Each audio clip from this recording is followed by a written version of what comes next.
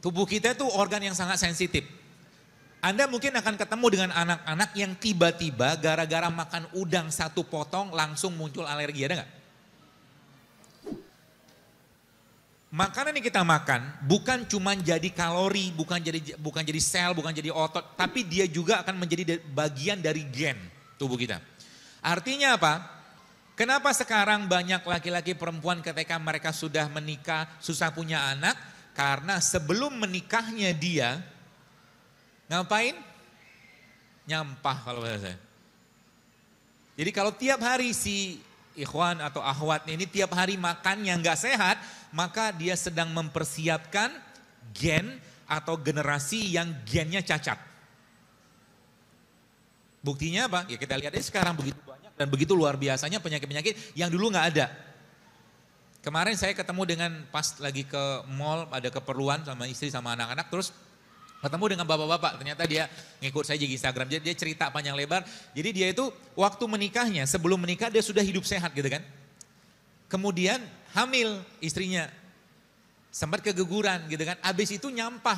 Setelah nyampah itu 3 tahun susah banget punya anak. Itu saya bilang kuncinya di situ saya bilang. Jadi nyampahnya Anda itu membuat semua metabolisme atau semua organ tubuh kita itu bekerjanya akhirnya tidak optimal lagi. Nah ini yang bahasa saya itu spare part. Spare part. Ya tanda kutip gitu kan. Jadi kalau kita bicara tentang tubuh kita ini diberikan Allah spare part untuk mengolah atau mendetoks tubuhnya sendiri. Ya. Jadi jam 4 sampai jam 4 sudah 12 jam. Maka caranya gimana? Caranya teman-teman sekalian, Anda jangan masukin lagi produk makanan, minuman yang dia bisa nangkring di mana? Di kulkas.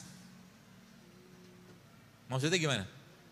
Jadi gini, mana kotak saya tadi?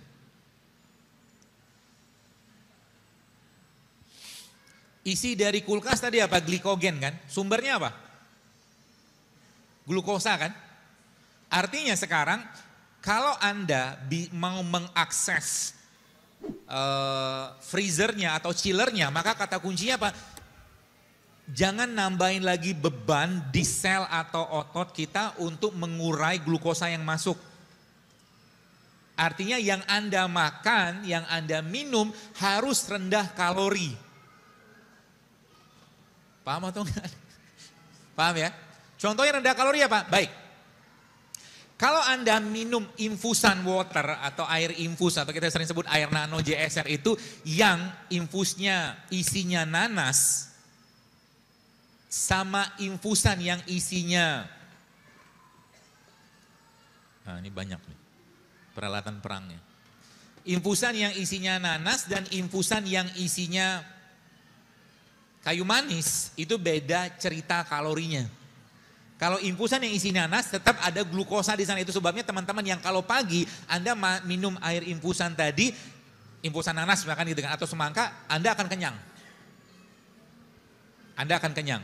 Tapi kalau Anda yang Anda makan, yang Anda minum katakanlah pagi-pagi itu misalkan infusannya kayu manis, ketumbar misalkan, atau mungkin jahe, baik itu diseduh atau mungkin di infus gitu, maka Anda mengurangi asupan kalori yang masuk. Paham ya? Karena produk yang dimakan tadi kalorinya rendah. Jadi pagi-pagi itu bagusnya gimana? Pagi-pagi saya katakan sekali lagi kan, pagi-pagi itu sebaiknya mulai sekarang jangan banyak makan. Pagi-pagi. Sarapan itu mulai sekarang jangan banyak makan.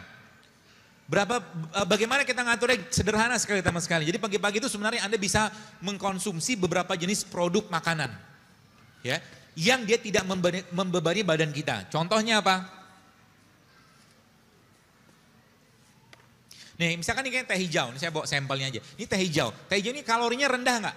Hampir-hampir nggak ada kalori. Jadi Anda pagi-pagi itu minum teh hijau boleh nggak? Boleh. Nanti lapar nggak? Pasti lapar. Tenang aja. Kalau sudah lapar, maka apa yang Anda kerjakan? Biarin aja, karena lapar itu biasanya cuma setengah jam. Habis itu tubuh kita akan berubah menjadi singa lapar. Paham?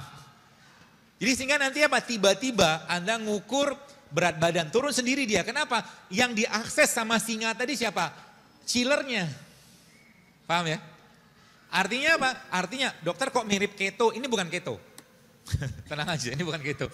Saya ada yang mengatakan si Zailul Akbar itu katanya fleksitarian. Saya makan daging, kita makan daging karena Rasul makan daging. Kalau keto kan nggak makan buah, makannya buah alpukat doang karena lemak kan. Kalau saya pribadi, ini pendapat saya tidak menyarankan keto tiap hari. Kenapa? Proteinnya luar biasa tinggi. Kalau nggak ada air yang cukup, ginjal kita jebol juga. Ikutin saja bagaimana pola makannya Nabi gitu loh. Bagaimana Al-Quran mengajarkan gitu kan. Jadi pola makan kita apa? Pola makan Al-Quran gitu kan. Ada buah, ada sayur, ada kacang, ada biji gitu loh. Seperti itu. Jadi pagi-pagi kita ngapain? Pagi-pagi Anda atau kita yang dimakan supaya nanti persiapan siang harinya baik, maka pagi-pagi jangan makan kalori. Kalau Anda tetap pengen makan kalori pagi-pagi, maka cukup 1-2 potong buah. Tapi tidak di jus, tapi Anda makan, kunyah. Caranya begitu, pagi-pagi. Atau kalau enggak, teman-teman makan biji-bijian, kayak begini. Ini kacang. Bubur kacang hijau dok, boleh. Tiap hari nggak boleh. Kalau Anda sekali-kali makan kacang hijau silakan. Tapi karena kenapa? Yang saya dapatkan informasi dari salah satu guru saya, dia mengatakan kacang hijau itu termasuk estrogenik juga, estrogenik. Estrogenik sama kayak kedelai. Laki-laki saran saya, Anda di sini jangan sering-sering minum susu kedelai. Yang laki-laki ya. Kenapa? Karena hormon testosteron Anda akan didominasi oleh estrogen. Itu. Sehingga nanti apa yang terjadi? Yang terjadi adalah laki-lakinya lack of leadership. Dia akan kekurangan kepemimpinan gitu kan. Lebay. Mood swing. Ibu-ibu sering gak dapatin laki-laki yang sekarang baperan? Banyak tuh. Baperan gitu kan kayaknya gak ada semangat juang gitu kan.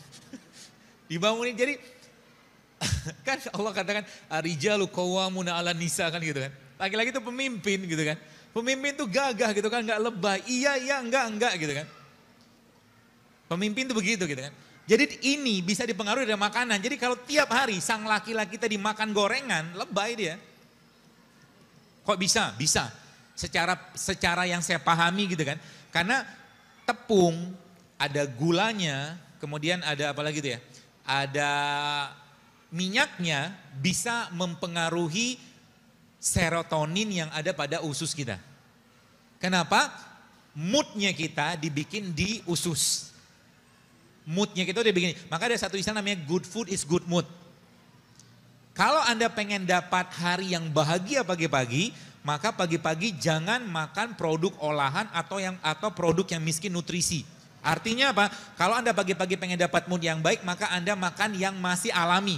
Entah Anda makan buah atau makan kacang kayak begini, atau lebih baik Anda minum kopi tanpa gula. Jauh lebih baik. Kenapa? Moodnya dibikin di perut. Gitu ya. Itu yang pertama. Jadi pagi-pagi Anda mulai paham. Jadi kalau pagi-pagi berarti saya lebih baik gimana? Makanya saya kalau ketika saya sudah ngerti konsep ini, pagi-pagi biasanya saya nggak mau banyak makan. Kapan saya akan makan? Siang biasanya saya akan makan. Tapi kata kuncinya Pak, satu hari kebutuhan kalori kita teman sekalian, satu hari kebutuhan kalori kita dewasa ya kurang lebih sekitar 2.000-2.200 kilokalori. Nah itu Anda jangan sampai makan kenyang. Adakah rulesnya dari Nabi SAW? Ada. Nabi katakan apa? Sepertiga makan, sepertiga minum, sepertiga udara kan gitu. Jadi makan mulai sekarang bukan untuk kenyang. Karena banyak orang gara-gara kenyang ibadahnya nurun. Makan itu untuk apa? Untuk memenuhi kebutuhan nutrisi. Ya, jadi kita makan untuk memenuhi kebutuhan nutrisi, bukan untuk kalori saja. Jadi kata-kata ini mudah-mudahan bisa Anda cerna baik-baik. Ketika tubuh kita lapar atau kita lapar, maka tubuh kita butuh nutrisi bukan kalori.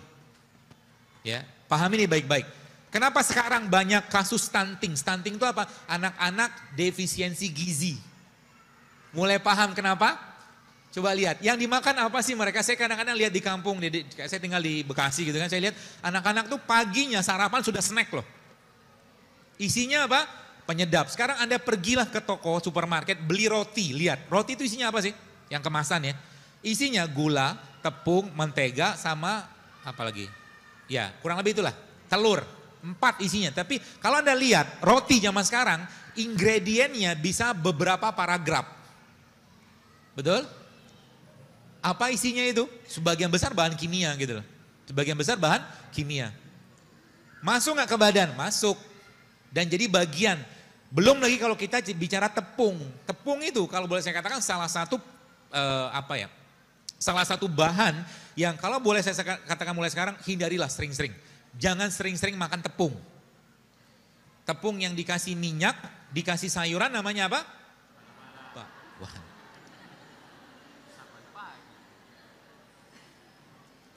Dari situ nanti teman-teman mulai paham. Kenapa? Nabi mengajarkan kepada kita. Baik, kalau ada makanan yang kita makan, lalu kita ngantuk gara-gara makanan tadi, maka kata kuncinya apa? Kata kuncinya tubuh kita nggak bisa ngolah makanan tadi atau makan yang dimakan miskin nutrisi. Sekarang misalkan Anda makan nasi campur gulai, apalah gulai macam-macam gitu kan. Campur sayuran yang juga pakai santan, biasanya habis makan tuh ngantuk kan?